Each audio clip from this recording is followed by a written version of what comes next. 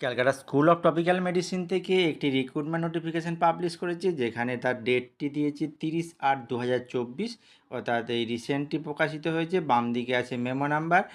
এখানে বলেছে যে এখানে একটি মেডিকেল টেকনোলজিস্ট নিয়োগ করা হবে, যেটা হবে কন্ট্রাকচুয়াল বেসিসে 1 বছরের জন্য, এবং সেটা পরবর্তী ক্ষেত্রে সেটা বাড়লেও বাড়তে পারে।